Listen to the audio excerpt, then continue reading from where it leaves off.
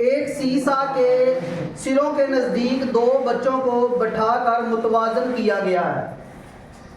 बच्चे ए का मास 30 किलोग्राम, इसे हम M1 कह देते हैं, 30 किलोग्राम एक बच्चे का मैस है, और वो महवर से 2 मीटर के फासले पर है।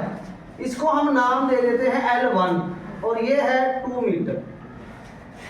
जबकि बच्चे बी का मास 40 किलोग्राम है, इसे हम M2 का नाम दे देते हैं, और ये क्या है हमारे पास 40 किलोग्राम, और वो महवर से 1.5 मीटर के फासले पर। L2 इसे कहते हैं कि हमारे पास क्या है, वो 1.5 मीटर के फासले पर है। दोनों तरफ मोमेंटम मालूम करें और ये भी मालूम करें कि आया सीसा तवाज़न की हालत में है, यानी हमने ये बताना है कि हमारे पास एक सीसा है, क्या वो तवाज़न की हालत में है या नहीं। अगर वो तवाज़न में है तो दोनों तरफ मोमेंटम कितना है, यानी यहाँ पर टार्क का लफ्ज़ इस्तेमाल होता है, इसलिए उसने मोमेंट ऑफ फोर्स का वर्ड यूज़ किया है। तो हम कह देंगे यहाँ पर टार्क मालूम करना है, टार्क 1 भी और टार्क 2 भी। ये दो चीज़ें हमने यहाँ पर मालूम कर ली हैं, तवाज़न बताना है और टार्क 1 और टार्क 2 बताना है। अब तवाज़न कब होगा, जब दोनों का जवाब बराबर आ जाएगा। अगर दोनों T1 और T2 का आंसर बराबर आ गया तो हम कहेंगे कि सीसा जो है वो झूला जिस पे बच्चे झूले ले रहे हैं वो तवाज़न की हालत में है। तो चलते हैं टॉप 1 की तरफ। तो देखिए टार्क 1 जो है इसका फॉर्मूला है F1 मल्टीप्लाई बाय L1। अब F तो नहीं दिया गया, लेकिन हमें पता है F जो है इसका मतलब वेट है, और वेट किसके बराबर है, M1 और G के इंटू L1। तो आपने F1 की जगह क्या पुट करना है, M1G।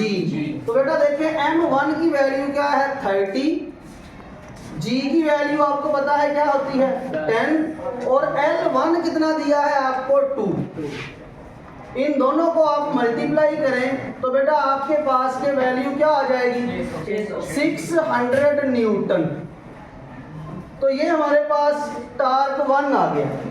अब इसी तरह से हम टार्क 2 भी मालूम करेंगे। तो टार्क 2 जो है उसका फॉर्मूला इसी तरह से F2 मल्टीप्लाई बाय L2।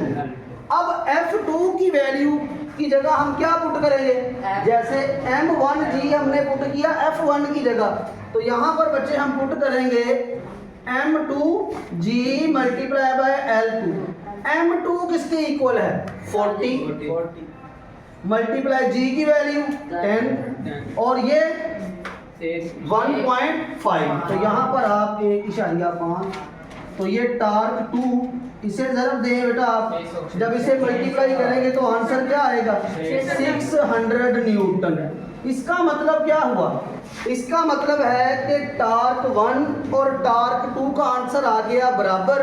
तो हमारे पास जो सीसा है वो किस में है, तवाज़न में है। तो हमने ये भी बता दिया कि वो तवाज़न में है। क्यों तवाज़न में है, क्योंकि टार्क 1 और टार्क 2 आपस में क्या है, इक्वल है। टार्क 1 और टार्क 2 बराबर होने की वजह से जो सीसा है वो किसमें है, तवाज़न की हालत में है। ठीक हो गया, कोई मसला परेशानी है तो पूछ लें। ये था हमारे पास न्यूमेरिकल नंबर 4।